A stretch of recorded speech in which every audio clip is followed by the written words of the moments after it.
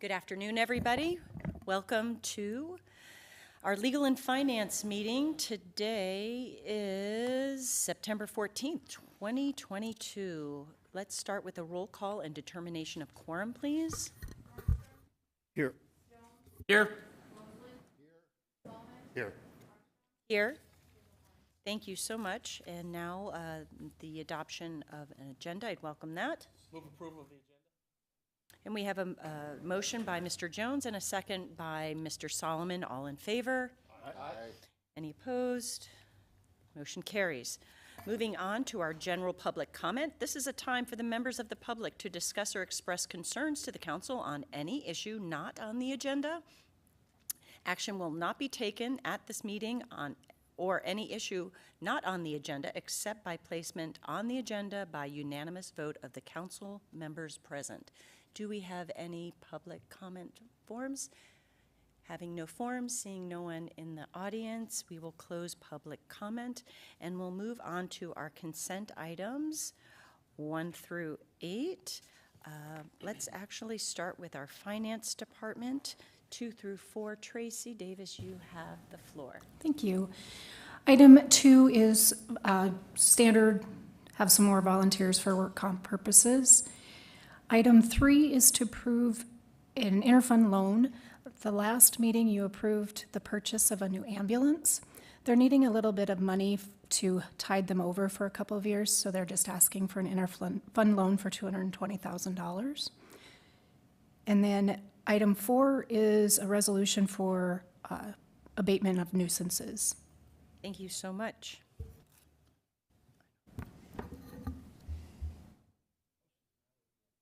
Oh, yeah. How do we want to do this? Whatever you decide, Chair. Let's do some questions now. Okay. Mr. Solomon, you have the floor. Thank you, Madam Chair. May I direct a question to Tracy? Absolutely. Ms. Davis, so on the loan between the general fund and the ambulance fund, is there a interest charged with that, or is that a non-interest loan? It will be a 3% interest. Okay, thank you. Mr. Jones? Thank you, Chair. Question to Tracy. Please. Thank you.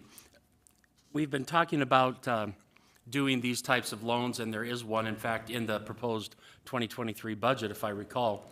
So will this tax our available money to do something like this if we do this now, and will this impact that transfer that's coming up in the 2023 budget? So with these types of loans, we're actually earning extra interest in the general fund, so there'll be some additional funds coming in there. So it would not put an extra burden on the fund itself or anything coming up in 2023. And will this be? Yes. Thank you. Any more questions? Okay, moving right along. Community development, items 5 through 7. Director Fisher, you have the floor. Thank you, Madam Chair. I have the staff in the audience that are going to give you a brief description, starting with Kip Harrington.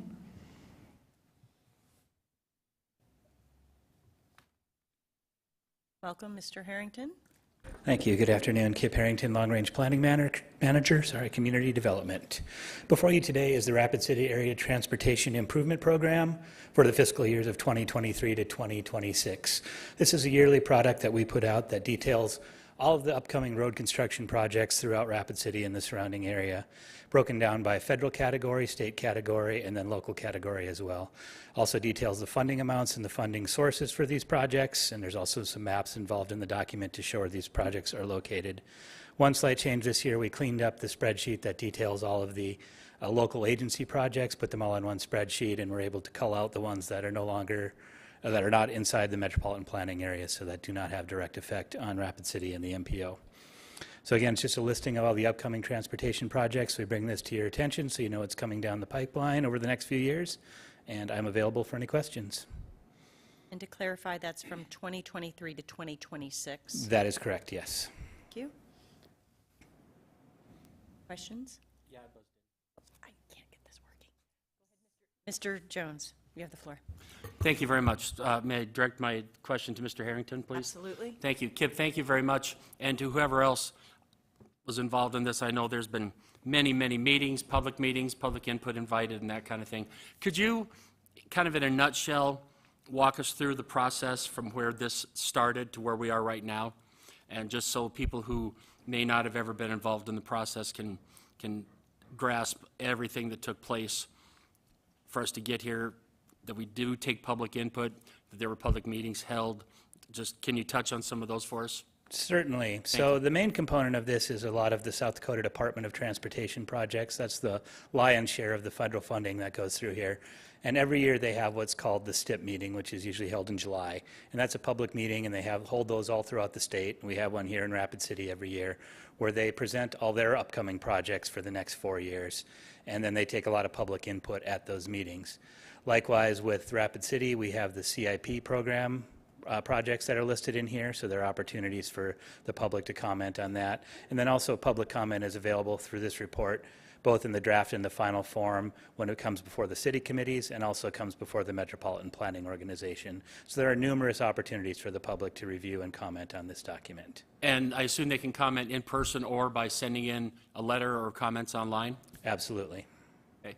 I know Councilwoman Armstrong and I have both been involved in the Mayor's Committee for People with Disabilities, and many good ideas, questions, concerns have come forward from that group about parking specifically for people, handicap parking, enough handicap parking in both old construction and new construction and things like that. Can you touch base a little bit about how that element fits into this plan, please? There really isn't much about parking in this plan. This is more roadway construction, so not a lot of parking involved, where handicap parking is usually involved in, private parking lots, not in public right-of-way except in certain areas downtown. So this again deals more with like state highways, major arterial roads, collector roads, things like that. Good discussion. Anything else?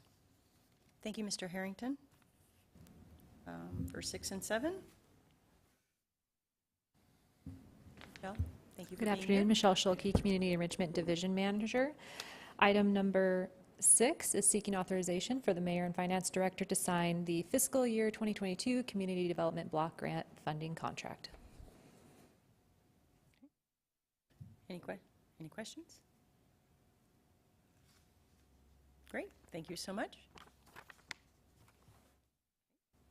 Moving right along. Michelle Tech, Air Quality Specialist in Community Development. This is the annual pass-through agreement between the city and the state DANR for the funding that they receive from the EPA. 70% of the air quality program is funded through that grant, and 30% is the city's budget. And this is also the contract performance requirements outlined in that contract. Working now. Mr. Jones, you have the floor. Thank you very much. Can you tell us a little bit about what the Air Quality Board does and what our Air Quality Program does? So for citizens who are not familiar with it, what they get out of their taxes for this being in place, please? Sure.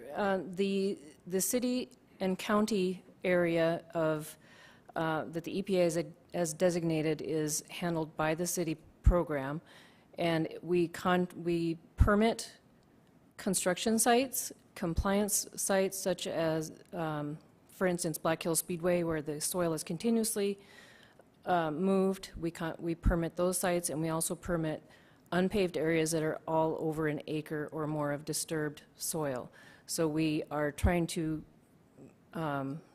mitigate dust on those sites, and then we also take in complaints for wood smoke, not necessarily from wildfires, because we are not able to do much about those. However, it might be wood smoke from a fireplace or a wood stove. So if someone has a concern or complaint about any of the issues you just talked about, what is their next step? If they have a complaint, they can contact my office, and we will, first of all, there's a distinction between the industrial processes in town. The Northwest Industrial Complex involves the cement plant, quarries in town, other industrial processes like that are permitted and enforced by DANR, not the city. So if it's a construction site, then I do handle those complaints, and we investigate those as to whether or not there is actually a violation or a potential violation, and then we work with the contractor or whoever is creating the dust or the smoke to mitigate that. When they say on the news or weather reports that there's an air quality alert for our community, who determines that and what factors impact that? That is determined by the monitoring equipment that is maintained by the state. They issue those air quality alerts through the National Weather Service. And I'm sorry, what else? What was the information you also asked for?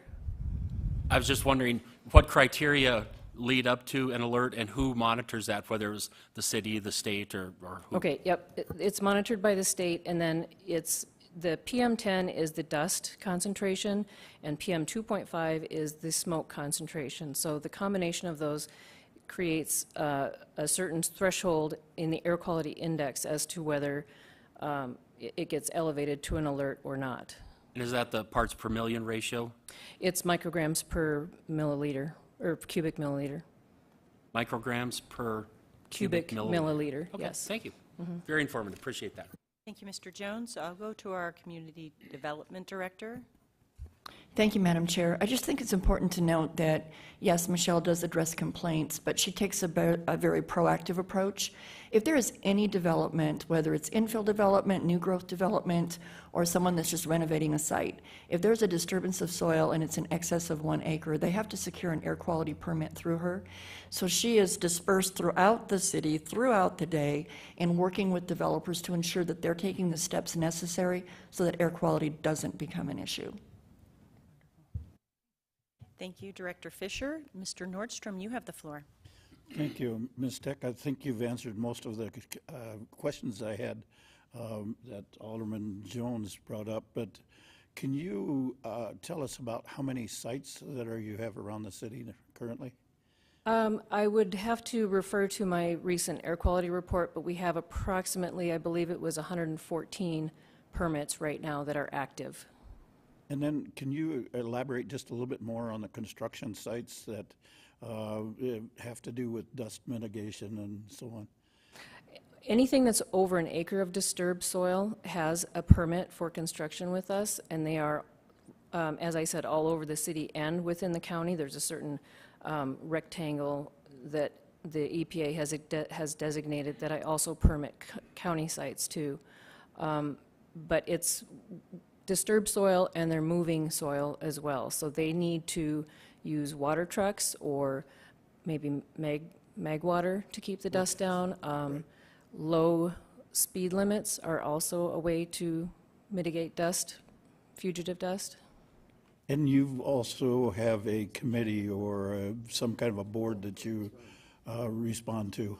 Yes, the Air Quality Board, we just met this last Monday. We meet quarterly, and we go over the state's report as to what their monitoring information has gleaned over the previous quarter, and then we also go over my quarterly report that discusses the permits and the complaint totals, inspection totals, things like that. And your reports are on those, on your website, is that correct? Yep, they are.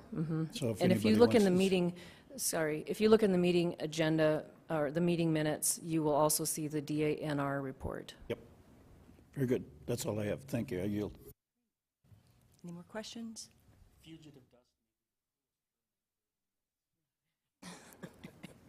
Thank you. Okay, moving along, number 8 to the City Attorney's Office. Thank you, Madam Chair. This agreement is the typical tax increment financing district agreement that you've seen before, with a few unique provisions, and this is for the Black Hills Industrial Center TIF. It's TIF number 86, and it's got provisions that deal with a booster station and also with the railroad crossings that are going to be incorporated and a traffic signal. So those are kind of the more unique provisions, but the rest is pretty typical for a TIF agreement. Any questions, comments? Mr. Nordstrom, you have the floor. Questions for Ms. Kinsley, please. City Attorney's Office. Ms. Grote, the question I've got for you has to do with the finance officer signing the agreement. And since we're going to be headed into the area of a temporary finance officer, Or do we have to change language, or is it recommended to have the language changed for designee for the finance officer? You know, I kind of assumed that there would be an interim finance director named. So if there is an interim named, we can just have that person obviously sign as the finance director. Thank you. I can't remember which document it's in, but it refers to that position a couple of times in there. Yeah. So the other question I have for you is, if I understand the TIF rules, we don't have much control over the property itself being modified or changed from the master plan, if you will, if I'm using the correct term. So if there is some modifications to the master plan, we do not get to see that. But with the financial line item changes, we do get to see that. But if there's any changes to the master plan itself, do we see those changes? And no, if you can't answer, I will go to Sarah Hansel. Yeah, Madam Chair, I think I'd defer to community development on this question. Madam I gave her a Chair. heads up, so And she knows community it's coming. development is in the queue. Director Fisher, you have the floor. Thank you. Just for clarification, at the directors' meeting this morning, the mayor did announce that Tracy Davis will be the interim finance director. So I wanted to share all of that with you. So obviously, that'll be an easy fix for any agreements that we need her signature on. And then with that, if you'll allow me to defer to Sarah Hansel on the second part of that question. Welcome, Ms. Hansel. Thank you, Madam Chair. With regard to Mr. Nordstrom's question about the master plan, an application for tax increment financing does come with a conceptual master plan that identifies the future uses, the utility corridors, and that's kind of a general guideline for how the property will develop. Separate from the TIF proposal, the property still needs to be platted. They go through rezoning. They go through other land use review requirements. There may be conditional use permits or plan development overlays. So those really become the official land use review. So that would be where you would look for whatever the official master plan is. It's generally going to be consistent with what's in the TIF application, but your comment to the TIF program really outlining the financing aspect of it, that is correct. If there are changes within the TIF plan as far as moving costs from one line item to another, some of those can be reallocated administratively, but if there's any substantial changes, that comes forward as an amendment to the project plan, which the Planning Commission and the Council do see again. Thank you. Primarily what I'm interested in is if there is any, and I don't know what the percentage change would be for a significant change on it, but if there is some, you described it as a conceptual plan. So if there is some modifications to that conceptual plan, is there a process that we go through that we're notified of that? Not through the tax increment financing track. Again, I would look to the platting documents, so the documents that actually create the platted lots, the rezone applications, those types of land use reviews are what really locks in the actual land use that will go forward. I see. Okay.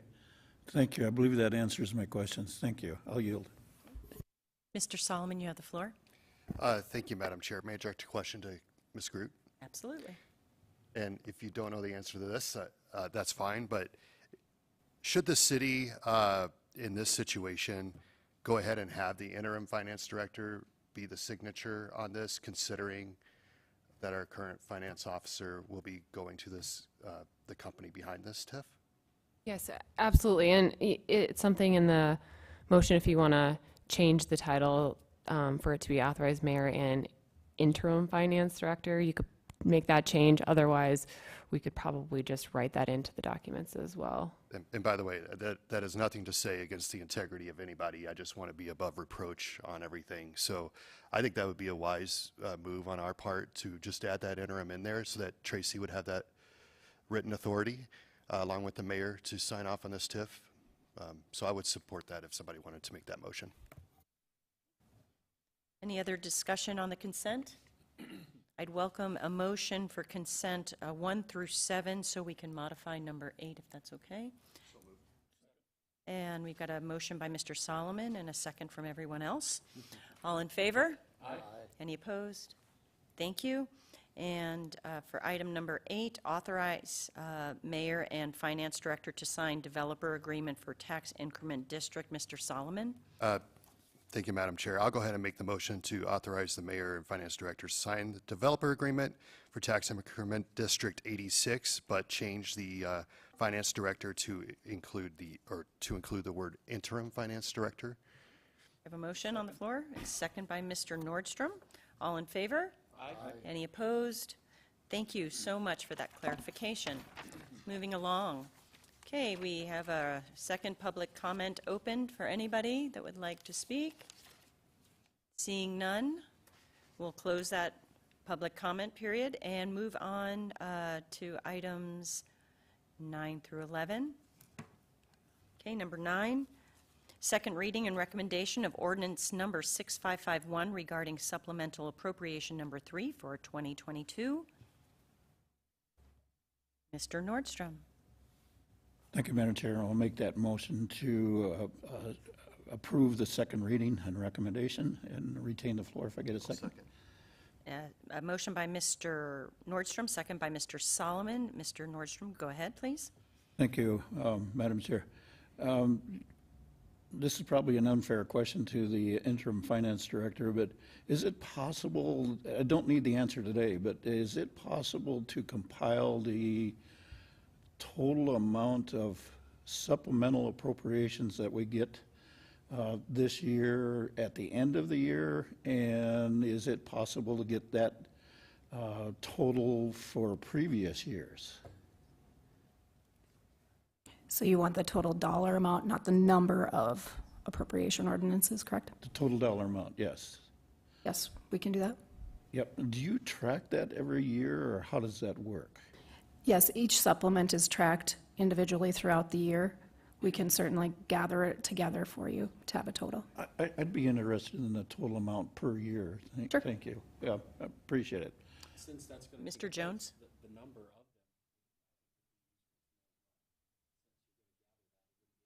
Go ahead and recognize him. Yeah. I was just commenting that since the amount is going to be gathered, it might be worthwhile to know how many supplemental appropriations as well. So, Tracy, if you could do both of those, that would be great. Thank you. Thank you so much. Okay, we have a motion on the floor. All in favor? Aye. Any opposed? Motion carries.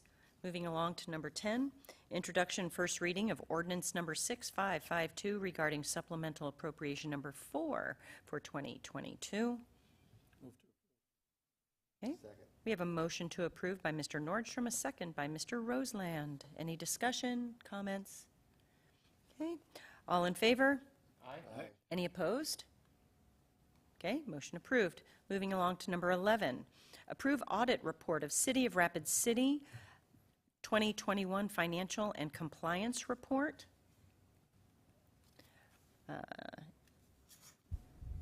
Ms. Davis, you have the floor. Thank you. Tracy Hansen from Cato Thorstensen is here. She has a few comments regarding the report. They were our auditor this year. Good afternoon. We completed the audit process during June of this year, and I want to reach out and thank Dave with the Finance Department, along with the rest of the city personnel that assisted with that process. We appreciate all their efforts in gathering the data that we need to complete both the financial statement and the compliance audit process. In terms of new and different for the 2021 audit process, there were no new accounting standards that applied to the financial statements, so that was a quiet year. As it relates to audit standards, we did have a few new standards that applied. We applied those primarily related to our documentation. You will see that the auditor's report did change slightly in terms of language, but overall our process is the same. The results of the audit were an unmodified opinion. That is the results that you look for in going through an audit process. We also take a look at your internal controls during that process. We issued what would be 3 findings. The first one related to internal controls. And for the most part, that finding had a couple of items that were corrected during the 2021 year, so they've been addressed and corrected. The second finding related to adjustments that we make as a part of that audit process. The largest adjustment related to how a refunding a bond refunding was handled. So we corrected how that was accounted for. So the financial statements that you have that correction made. And then the third and final finding related to the city has invested into a few CDs that do not meet state law, and you're slowly but surely basically uninvesting in those as they become due. So that is the results of the audit in a very summarized format. I can take any questions. I have some people in the queue. If you could stand by. Mr. Solomon, you have the floor. Thank you. Thank you for the findings. I was able to look through the report today. I did, or excuse me, yesterday and this morning. And I saw the findings were at the tail end of the report. Every year, or every time we do an audit, we have the findings. Do you go back and look at the previous findings to make sure that those corrections were done? And how far back do you go? It is a requirement in the audit standards for us to go to the prior year findings and ensure that whatever recommendations were applied or corrections were made. And so then either they're repeated, those same findings, or they're removed. And even if, in the case of some of the findings that you had for 2021, if the corrections were made during partway through the year, which a lot of times they are, we still repeat the finding and indicate that partway through 2021 they were corrected. So by default, yes, we always look at the prior year findings and we'll either repeat or amend or adjust as needed. Okay. And correct me if I'm wrong, did we have a year where we had to get caught up on our audit? Was it? I missed the question, sorry. Did we have a year in the last couple of years where we had to catch up on an audit, meaning we had a year that, I don't know, was pandemic related? Not that I'm aware I don't think of. so. No, it was all done on time?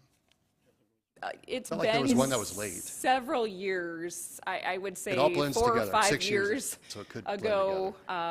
Yeah, there were several years that it's all been on time, but yes, dating back to, I want to say 2016, 2017, maybe there was a couple years there that there were some issues with software conversion and available information, and yes, there was some catch up. We're timely now. Correct. It's not an issue. Secondly, and I don't know if this is related to this or not, but one thing I've been thinking about is we have a lot of city partnerships where they receive either tax funding or vision funding or, budget, general fund budget money. Have we ever thought, or do you ever make a recommendation on how often we should have any partners and at what thresholds we use to require an audit or financial review of those organizations? For example, I'll just use Elevate Rapid City as an example. I'm certain they have their own internal controls, but do we look at that in terms of our audit process, or do you recommend that at all? And would you put a threshold, like if they had X amount of dollars with the city and their revenues over X amount of dollars, they should probably have an audit or financial review every couple of years? As it relates to federal funding that is passed down to another organization, that's called subrecipient monitoring. And so the federal government in those cases requires there to be monitoring on your part to ensure that they spent the money the way that they need to, and to also have an audit if they have such requirement. As it relates to tax dollars and or funding that the city is just choosing to award to other organizations, that would be based on this group's and policies to do so, and to put that such into those agreements and contracts accordingly. And I think that's a future topic for us to consider is what would we require for partner organizations? At what level of partnership do we require that? I'm not saying somebody who gets $1,000 from the city should have a $10,000 to $20,000 audit or financial review, but I do think there is a stewardship issue, and one that we should consider. Thank you for answering these questions related to this. Absolutely. Thank you, Mr. Solomon. Mr. Nordstrom, you have the floor. Thank you, Madam Chair.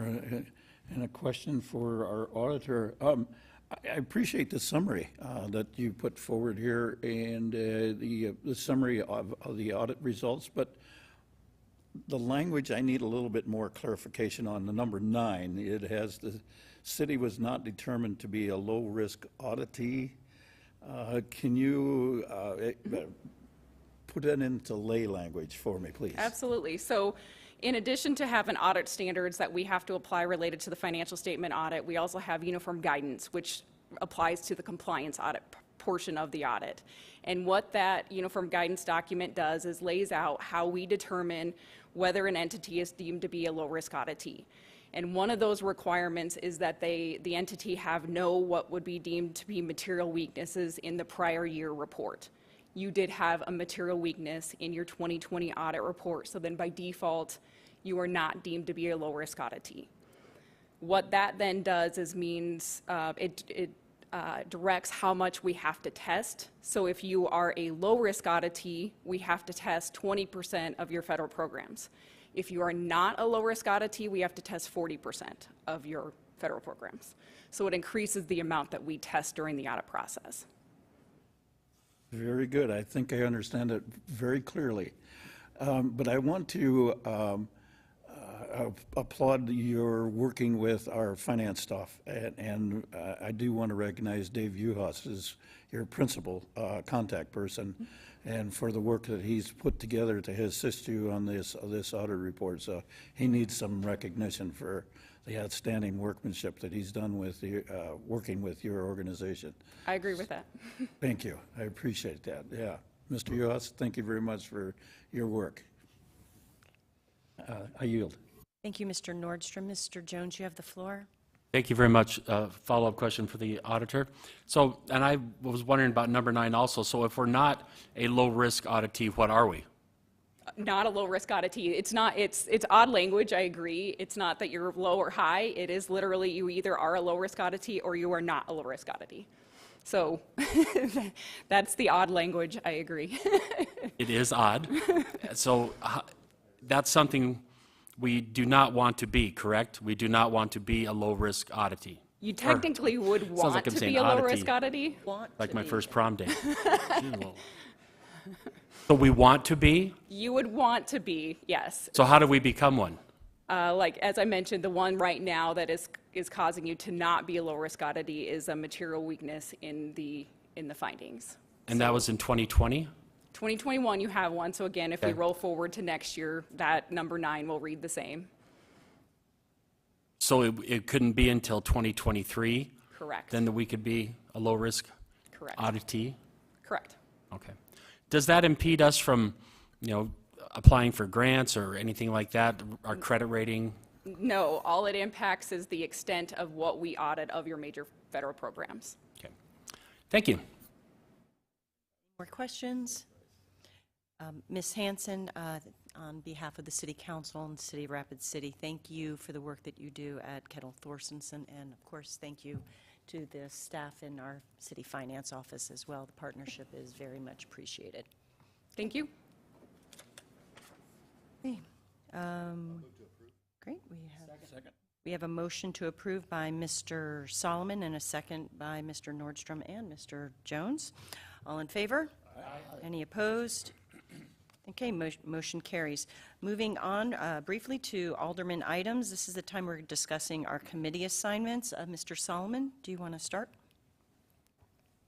Thank you, Madam Chair. A lot of things lately have been constituent concerns. One interesting thing that's coming up is we're going to be widening Sheridan Lake Road from Catron Boulevard to Corral Drive. It's one of the busiest areas at peak times, in the city. That'll be coming in 24 and 25. It is a significant project. Don't want to get into details because it'll still be ironed out, but I was able to sit in on a meeting, planning meeting, to discuss some of those details. It will require a lot of communication and coordination, but it looks like we have the right people in place to get started on that. So I just want to put that on our radar.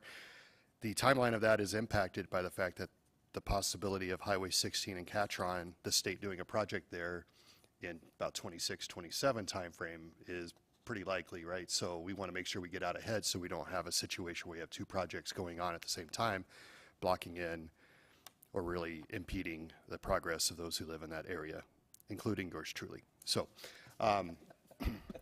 otherwise, everything else is good to go. We have some other things that I'll be able to update at the next meeting for committee assignments. Great, thank you. Mr. Nordstrom, you want to share your committee assignments or any issues? Just a couple of them, Madam Chair. The CIP committee meeting is this Friday, so urge the members that are on the CIP committee to attend that meeting. We've got a very important discussion coming up on what we're going to do with the fire stations, so we'll need some serious discussion on that. And the we did a downtown walking tour this morning with the Historic Preservation Group and pointed out some different historical buildings in the downtown area. And one of them of particular interest for me is the old Public Works Committee, old Public Works building that we have that is owned by the Rapid City Journal right now. And there is some interest that we have from the Historic Preservation Group and some other buildings that are located downtown that we need to shall I say, have more historic preservation interest in those buildings and what we can do to help preserve the integrity of those buildings. So there is some loan funds that are available and some other things that can be utilized to maintain the structure or the facade of those buildings. So the last item I have is we had a recent approval of the IAG group on the specifications, and we'll be now starting up the IDCM, that's the Infrastructure Design Criteria Manual. That'll be coming about, and that will not be a short-term effort to do that, but it's a large document that needs to be reviewed and updated as well. So the way I describe it is that we've got all the ingredients in there to make a cake. Now the next step is designing the cake. So that's what we're going to be happening coming up here shortly. That's all I have at this point. Thank you, Mr. Nordstrom. Mr. Jones, you have the floor. Please share. Thank you very much. I serve on the Humane Society Board of Directors, and our next meeting is Tuesday of next week. Very much enjoy my work with that group. It's an outstanding board, and they're doing very good work for our Humane Society and taking good care of our animals. Various constituent issues that pop up from time to time. Always enjoy hearing from the residents of Ward 1 with their concerns and what they have to say. Encourage them to always call or email if there's questions or concerns. Kind of keeping an eye on some significant street projects that are going on right now in Ward 1. Just watching them get finished up, and we still have some weed issues that are under concern. Hopefully that'll be taken care of soon. We spent a lot of time studying the 2023 budget recently, and pleased with how that's going so far. I serve on the Parking Advisory Board. That group meets quarterly, and their next meeting is on October 4th. That is a group that addresses parking concerns, complaints. If someone believes they were ticketed inappropriately, that group listens to the complaint and can decide whether or not to overturn the ticket or not. Since I have the microphone, I would like to tip my hat to our police chief and the men and women of our police department. We continue to hear about the ugly, yucky things going on in Rapid City, but I encourage people to pay close attention to what tends to follow up in the news and in the paper afterwards. It doesn't get near the headlines it should, but a lot of the bad guys, in fact, most of the bad guys and the bad women are getting caught and arrested and being dealt with. There was a thing in the paper and on the news just the other day about how 3 people were caught for stealing some copper tubing from a construction site. They were caught. They all had, or most of them had, outstanding warrants. And so our police department is doing a tremendous job in getting after the bad guys. And Chief, I'm very proud of you and the men and women of our police department for doing a good job, because the word needs to continue to get out there that if you're going to come to Rapid City and break the law and do those kind of crimes, you're going to get caught, because we're not going to tolerate it in our city. And so hats off to you and the men and women of your department. Thank you for what you're doing, and keep up the good work. Thank you. Thank you, Chair. Thank you, Mr. Jones. We have an addendum by Mr. Solomon. Thank you. Thank you for the opportunity. Thank you, Mr. Jones, for those comments. You know, I sit on, well, I'll just say this. This last week, we lost former director of Visit Rapid City, Julie Schmitz-Jensen. And I think that was another thing this past week for us to acknowledge, is the contribution she made in terms of all our community impact, but obviously as it relates to our visitor industry. But she'll be missed, and obviously our prayers and thoughts are with her loved ones. during this time, but we certainly want to recognize the impact that she made. And I think we all feel that up here. I wanted to make sure I took that opportunity to acknowledge that. Thank you. Very kind and gracious. Thank you, Mr. Solomon. Mr. Roseland, you have the floor. Thank you. I am the liaison to the Sustainability Committee, which is basically very much a learning experience for me, since I didn't know a whole lot about sustainability prior to being on the City Council. And I'm excited to be on this committee as a liaison. I've learned a lot since I've been on there from the brilliant people who are involved. I look forward to what's going to be happening in the near future with hopefully getting a coordinator involved with the City of Rapid City. And so I applaud you for that, and I applaud the City Council for listening to you finally after 10 years. So I thank you very much for that. And also I met with Brooke Kaufman yesterday, had a good talk with her. Kind of a learning curve for both of us, trying to find out where we are and where we stand on city issues, and we, in my estimation, kind of mesh 100%. So every day, every week's a learning experience, and I just appreciate meeting with my constituents and those I work with in City Hall. Thank you very much. Thank you, Mr. Roseland. And speaking of the Sustainability Committee, we have some members that are in the audience that will be providing a brief presentation after I finish with my committee sharing. The Rapid City Public Library. It is Library Card Sign-Up Month. If you have a library card, now's the time to renew. And if you don't have one, you can go down there and get it. My renewal was free. We also finalized their strategic plan, and they are enhancing services to make cybersecurity more, I don't know what the technical term is, but more secure. They are also addressing some staffing challenges. I think that's kind of across the board going on nationally.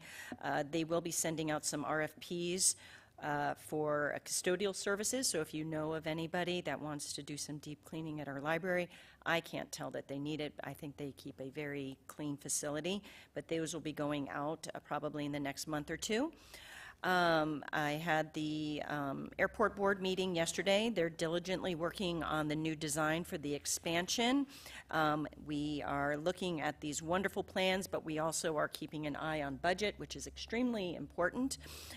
Grateful for some potential grants and the stewardship of Director Dame to make sure that we stay on track. And then yesterday we did a ribbon cutting for some recent road work. So that should be in social media probably in the next month or two.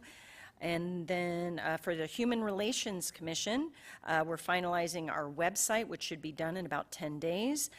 Plans are in motion for the Black Hills Powwow, which is coming up probably in about 4 weeks. There is a Black Hills Powwow kickoff party at Prairie Edge this coming Monday from 5:30 to 7 if you want to stop by before our council meeting. And we're also partnering with the LNI. And then in addition, the Rapid City Journal recently shared that they are hiring an Indigenous culture reporter, and they are going to share the reporter and the content with the Indian Country Times. I think that's pretty interesting. And our Human Relations Commissioners will be putting in a series of op-eds between the kickoff of the Black Hills Powwow through the LNI, so look at that through the Rapid City Journal. And then last evening, I was at the Youth City Council. Mr. Nordstrom is the liaison, and I shared the results from exit interviews. Basically, they would like more partnership and involvement with our Common Council. So please work with Mr. Nordstrom to see if you can go to some Youth City Council meetings. They're the second Tuesday of every month at 6:30 in these chambers. They're excited to learn and partner with other Common Council members. And then last but not least, I want to thank Rapid City Police Department and the Fire Department for participating in the West Boulevard Neighborhood Association block party last weekend. It was a success. We had a fire truck there, and we had the retro 67 Plymouth with the Hemi V8, pretty cool stuff. So thank you so much. It was a big hit. I bet that car kicks up. It possibly could. Okay. Thank you so much for allowing us to share this information. And to my colleagues, I'd like to present to you the Sustainability Committee. We have Chairman Alan Anderson, Kathy Thrash, Dave Holland, as well as Lisanne Zeller that want to give us just a little more education on this as we move forward on this potential venture. Thank you. You have the floor.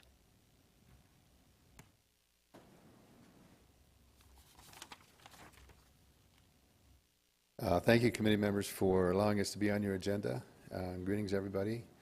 We have heard comments in the past that in these discussions the last couple of months that folks really didn't have a lot of information about sustainability and would like some more. So we have put together a presentation we gave to the mayor about 3 or 4 weeks ago, and that seemed to help a lot.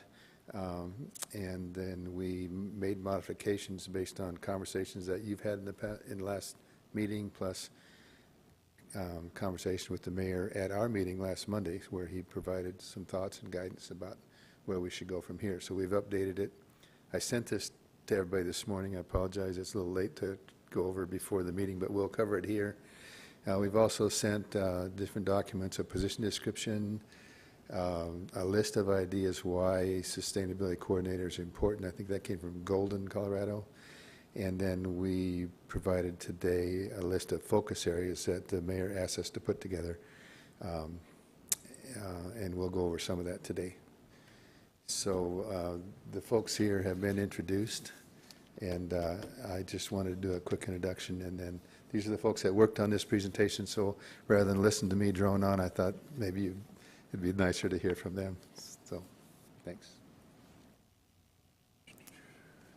Thanks, Alan. Good afternoon, Council. I'm Lisanne Zeller. So this is an agenda of what we have for you today. We actually have like twice as many slides as this. We could talk all afternoon about this.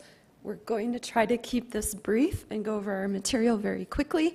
But we want you to know we are always available to meet with you, to talk with you, to answer any questions that you have. We are a resource for you. So please don't be afraid to reach out to us, and we thank you, everyone, for your time and energy so far on this. All right. So sustainability, this is a term you've heard a lot about now. So it means meeting the needs of the present without compromising the ability of future generations to meet their own needs. So it's all about addressing current issues, but also thinking ahead. What is the legacy that we're leaving? What is our community going to be like in the future? So there's often mention of 3 pillars of sustainability, or 3 Ps: people, profit, and planet. You may have also heard these referred to as social, economic, and environmental. So sustainability is not just about the environment, it's taking all 3 of these into consideration in our decision making. So as we go through this presentation today, I hope you get a better sense of this. All right. So most of you have been hearing that the Sustainability Committee was formed in 2012, and since then we have been advocating for a sustainability coordinator. We think there's a lot that person could do in the city. Within the Rapid City Comprehensive Plan from 2014, there's a lot of mentions of sustainability. I've picked a few to highlight here, but it's actually all throughout the plan. And one of those is to consider establishing a full-time sustainability coordinator position. So just one other thing I'll mention is I think that every liaison of our committee, or at least the past few, have all seen the need for this position. We're a very busy volunteer committee. We've sort of reached our capacity for what we can do, and we think it's really important to have a presence here day to day at City Hall to help implement some of these recommendations from the comprehensive plan and many other things. So a lot of cities in our surrounding area and states have sustainability coordinators or people, staff tasked with enacting a sustainability action plan. We've just mapped out a few of them here. As you can see, there's a big hole there with Rapid City in the middle. Sioux Falls is the nearest to us and the only other in South Dakota. but they are getting to be more common within city governments. Sustainability efforts are also really common with big companies, and a lot of those companies look to the community to help address some of their sustainability goals. It's a partnership, so it is becoming more and more common. And just on a personal note, I think we have something really special here in Rapid City in the Black Hills that's worthy of sustaining. We are so fortunate to live where we do, and we really think this coordinator position can elevate that and preserve what we have. So as I mentioned, Sioux Falls does have a sustainability coordinator. They actually started their sustainability program back in 2009, hired their first coordinator in 2012, so 10 years ago. Their current coordinator was hired in 2020. They've been working through a sustainability assessment period, and then they've also been drafting a sustainability and climate action plan. As part of that, they did a community sustainability survey, and we've included some of the percentages there on the right, and I just want to point out that 93% of survey respondents stated it is important or very important that Sioux Falls address sustainability and environmental issues. So that's a very high percentage. We would expect it to be similar in Rapid City, but it's getting to be more of people's mindsets and something that needs addressed. All right, so Sioux Falls has had some successes since they hired their sustainability program coordinator, started their program. A lot of these, you can read through these on your own, but they're related to landfill diversion, hazardous and e-waste recycling, cost saving, street lighting, water conservation. They've been mining their landfill gas energy and generated nearly $1 million in revenue from that and prevented those methane emissions from going into the atmosphere. So that's just one example of a really big cost savings. I will mention that their sustainability coordinator is housed in their public works department, so that's why a lot of these successes are related to public works items, water and landfill, that sort of thing. With that, I will turn it over to my co-member, Dave Holland.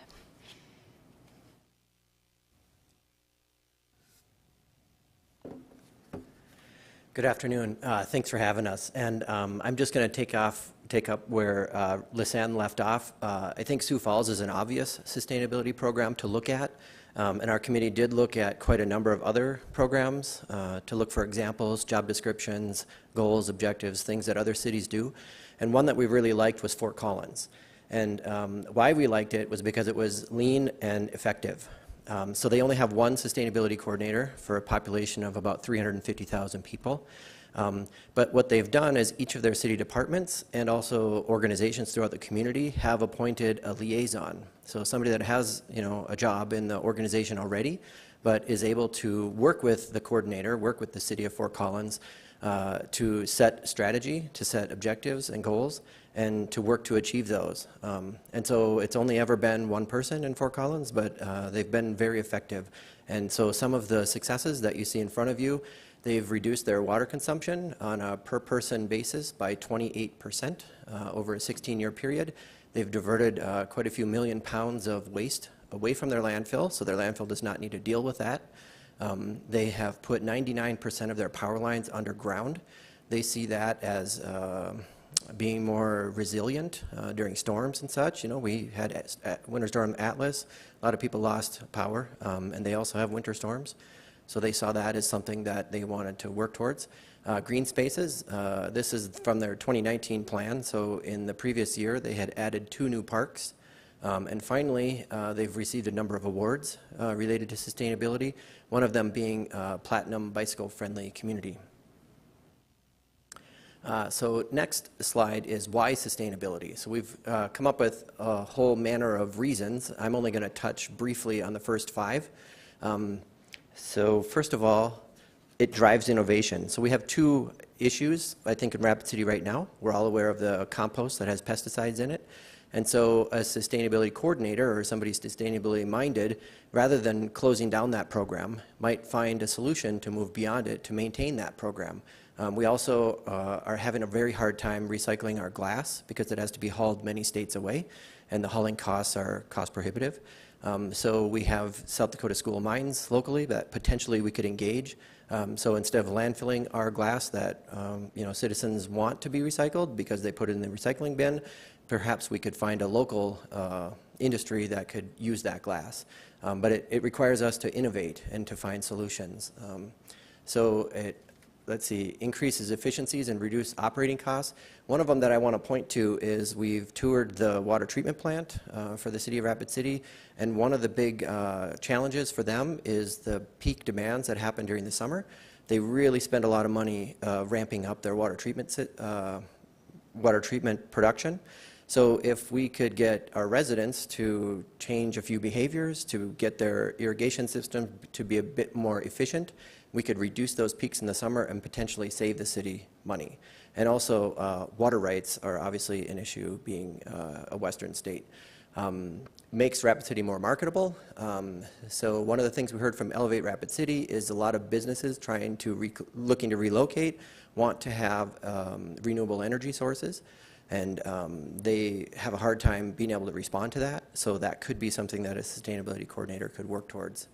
And finally, it's an investment in the future. So we have a few things that our predecessors have done for us. We have the great Greenway along Rapid Creek that happened obviously because of the 1972 flood. We have a great civic center that also happened after that, so people are using generation after generation. And also the Skyline Wilderness. So the challenge that I have for the council is, what's the legacy that we're leaving for the next generation? You know, our predecessors left those three big ones, so what are we leaving? And those are things that our sustainability coordinator could work on. So I am going to turn it over to Kathy. Good afternoon, thanks for having us. So I get to, the fun part, I get to play the devil's advocate, right? Because I think it's important for all of us to look at all the different angles here. And I think we'd be remiss not to look at this kind of thing. So the first reason, obviously, why would we do this? Why would we even bother is basically cost and funding. That's a big one anywhere with any program you try to, launch. Secondly, everything is fine, just like, it's fine. It's kind of like this, there's a little denial piece in there, but when there's nothing really in your face really hard, you just kind of think it's fine. What's going on? So this is the thing when you're not used to looking at it that a sustainability coordinator could bring to the table, like, what about? But what about? Third thing, growing government, clearly, I think we can almost all agree, not a good idea, which ties into number 4. It can be really cumbersome at first, maybe, when you launch something. It could be more cumbersome than helpful. And this also leads into the aspect of time. I think a lot of us are afraid it's going to slow things down or what it's going to do. The next one, future problems. It's too hard, just kick the can down the road, that kind of thing. And then the last one, it's really kind of foreign sometimes for us who aren't in it. I wasn't even real familiar with it.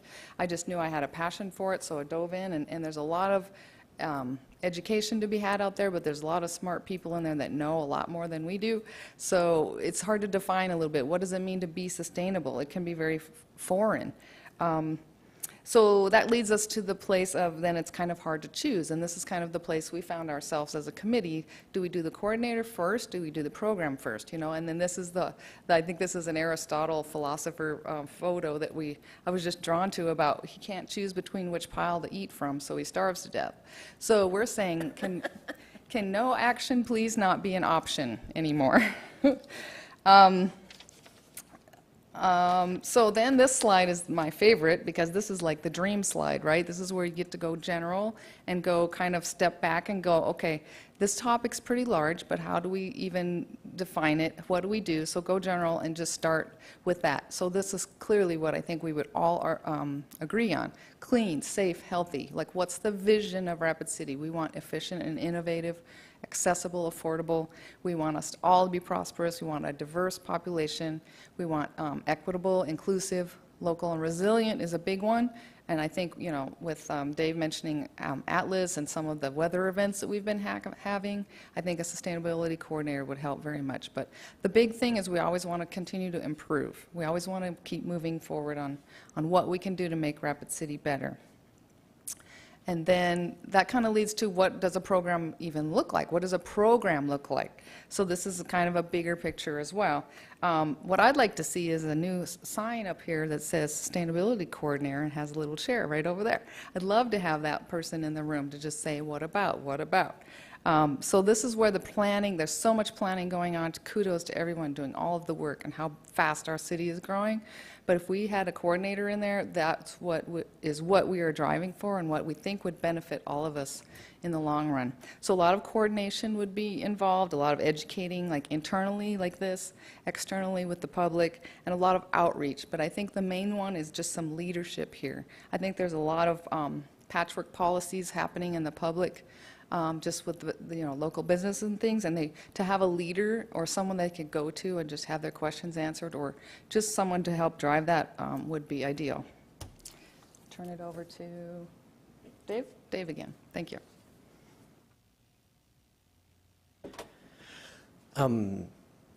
So as a sustainability coordinator, what we're asking for is one person in the room that says, hey, what about the future?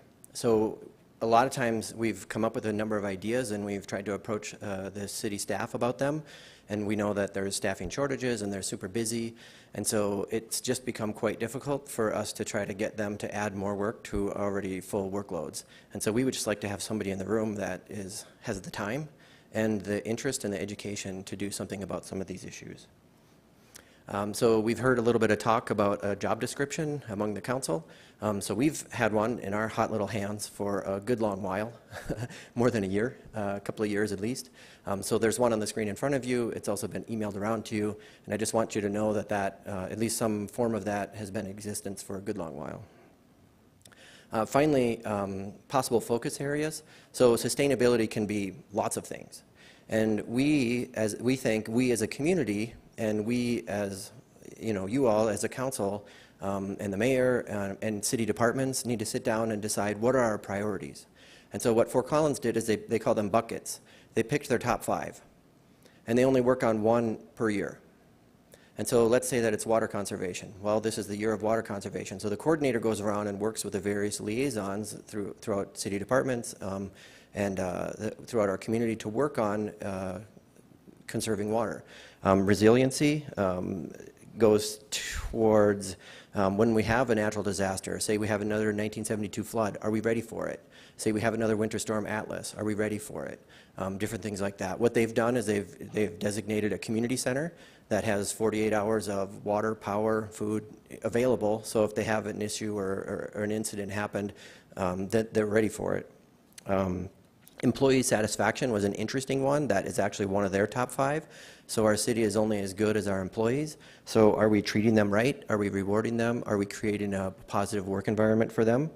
And also planning for growth. That's one that we hear over and over. The mayor really thought that one was a priority.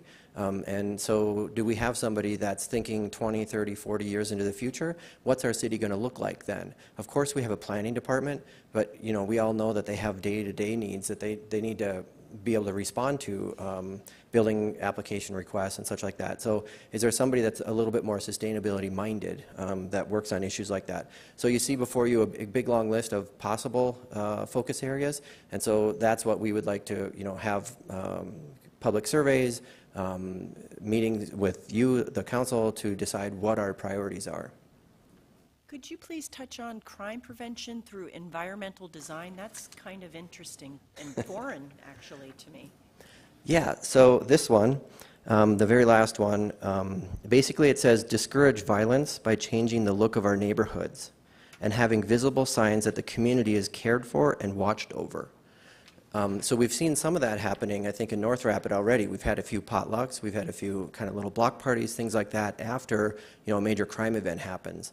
Other cities do things like they offer Christmas light grants, a couple $100 to get a couple blocks to put Christmas lights up, just to kind of make it look like, hey, we're a neighborhood, we're a community, and we work together and we watch out for each other.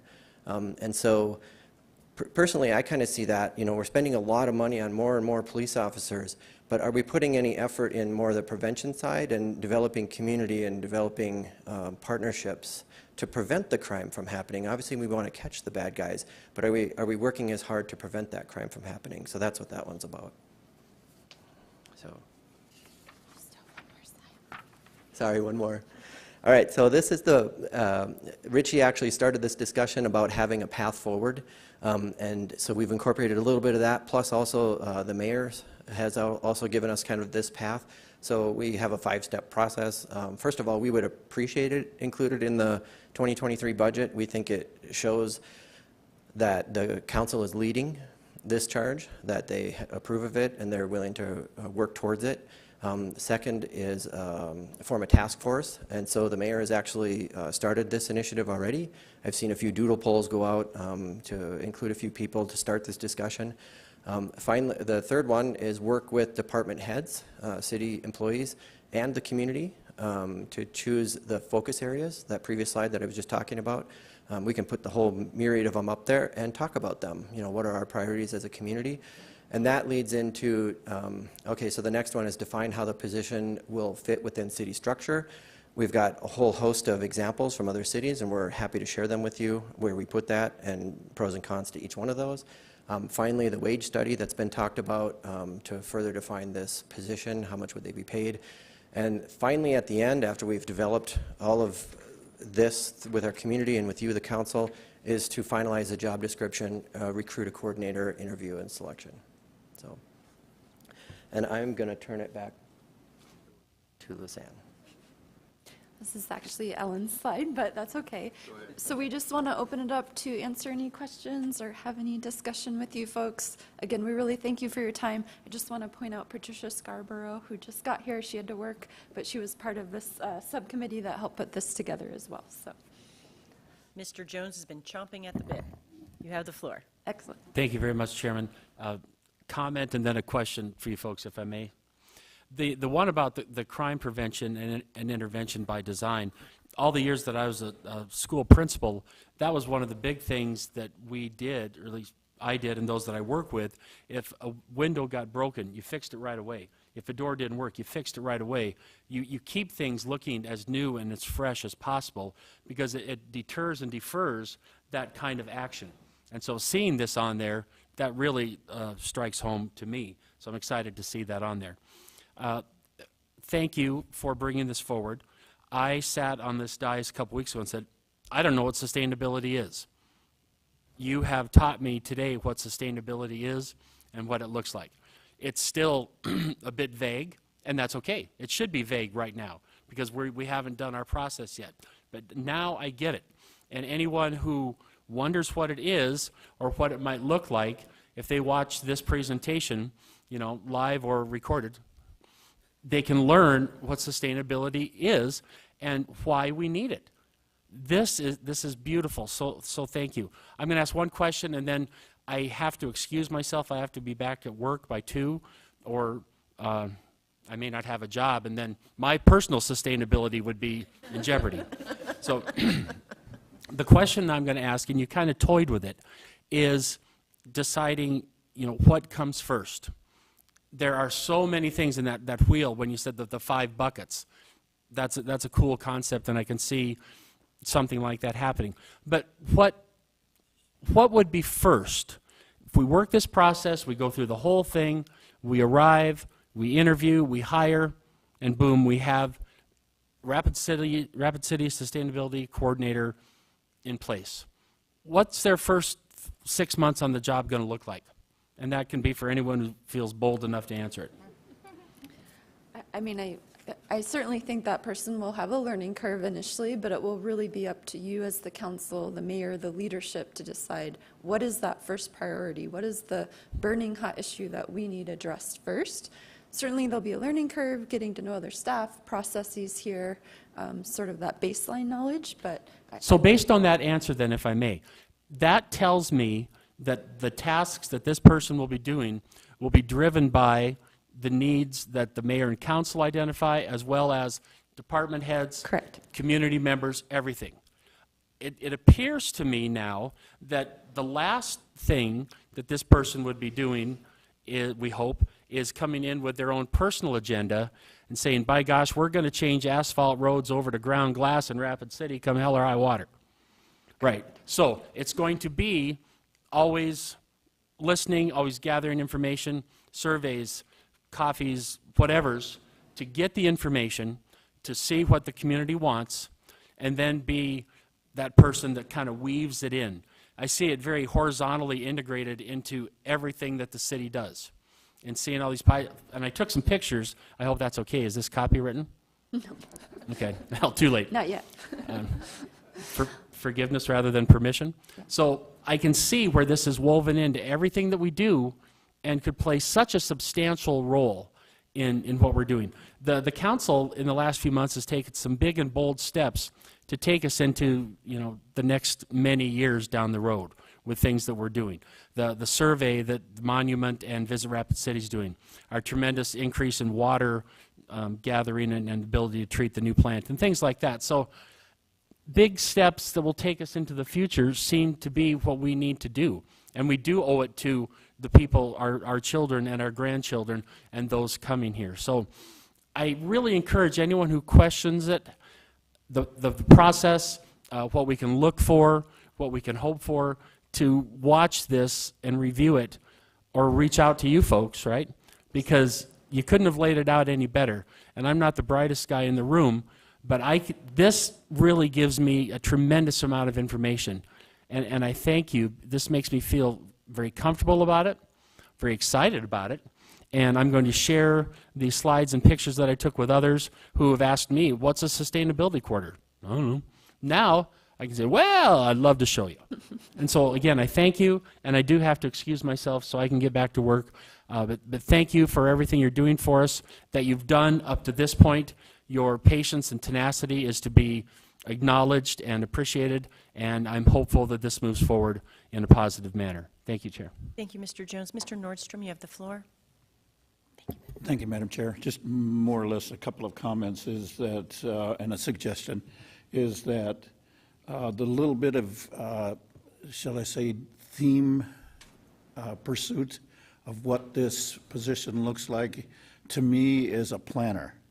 And I think the set aside for the funding amount that we've designated for this position is more than generous for a planner.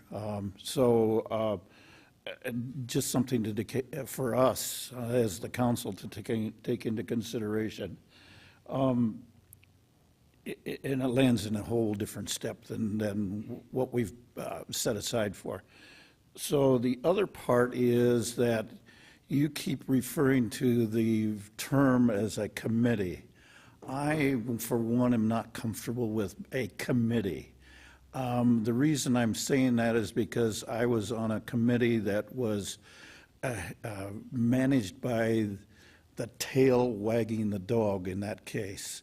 So I would like to see you folks or somebody take a look at the need for a commission versus a committee. Because to me, the commission has a little bit more authority, a little bit more persuasiveness to getting grants and the things that are needed for long-range planning. And that's the theme that kept coming out for me on this.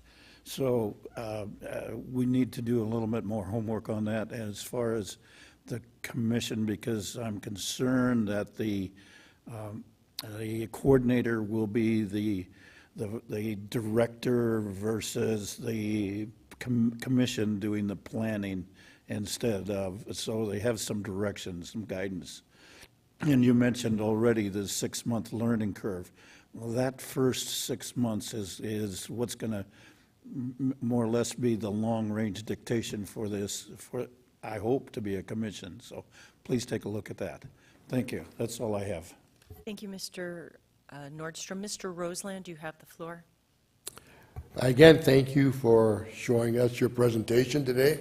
A lot of work is put into this, obviously.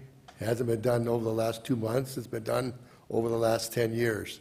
And again, I appreciate your tenacity and hanging in there, doing with all the obstructions and roadblocks along the way that you have basically been accustomed to. I think the times are changing, and it's basically done because of your work that you've done with this.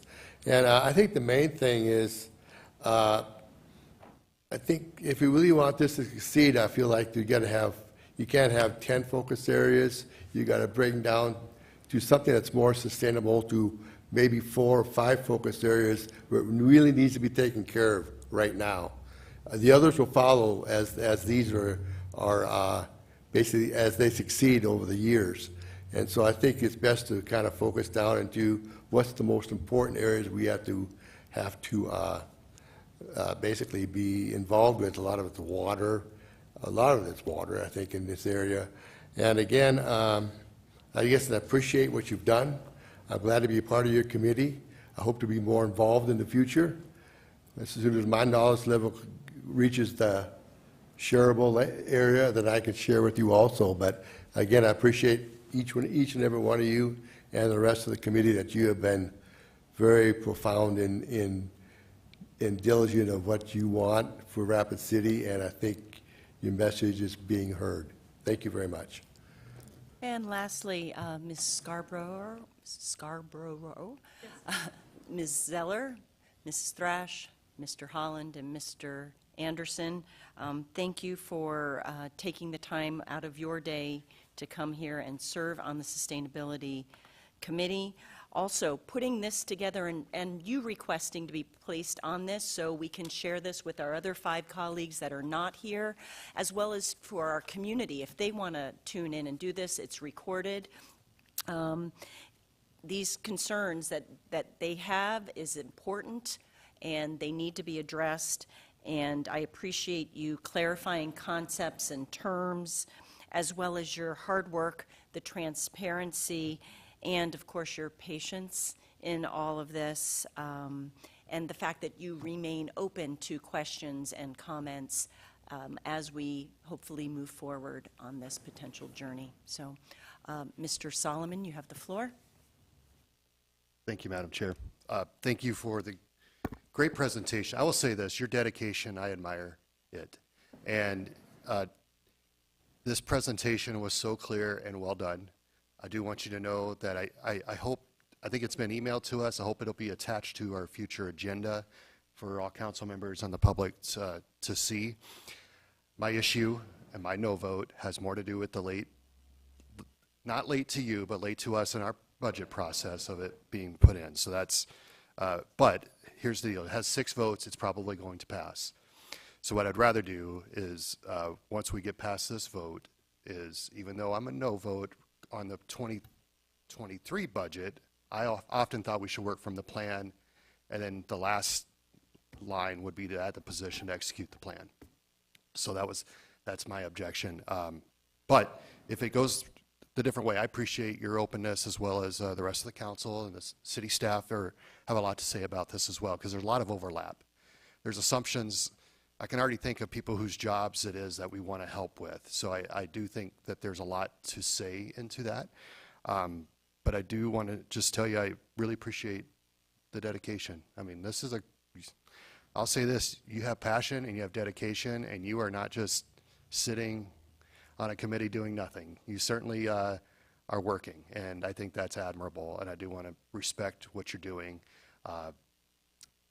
Please know that even though you vote no in a process, that if there's a position, I certainly want to help it to be the best thing possible for Rapid City. I think regardless how we vote on the 23 budget, we all love Rapid City. I trust your intention as you want this to be a great place. Me too. My grandparents, my parents, me, my kids, this is my home too. Obviously, we want it to be a great place. It's just how we go about it. There are concerns, I think, but I think those things can be ironed out. I think actually Pat Roseland's right. I think limiting the focus will be really good. It's way broad, which opens it up to all sorts of interpretation. So I think narrowly defining that so that something we all can agree on, so that we can be productive rather than it just go nowhere. I think that would be the good thing. So thank you. Appreciate everybody. I appreciate really the way the council's handled this. We've not agreed on this, but we have been very mature about it. Thank you all very much. And I'm the lone no guy up here, but I would say that I do appreciate the civility, which is really good. And so let's continue to be productive as we move forward. Thank you. I'll take a motion to acknowledge. Okay, we have a motion by Mr. Roseland, a second by Mr. Nordstrom. I don't think we have to vote, but okay, let's vote. All in favor? Aye. All right, thank you. This, as well as all the other items on the agenda, will be forwarded to our city council meeting on Monday, September 19th at 6:30 here in these chambers. Until then, thank you, and I'll take a motion to adjourn. Motion to adjourn by Mr. Nordstrom, second by Mr. Solomon. All in favor? Aye. And thank you. We'll see you Monday. Thank you.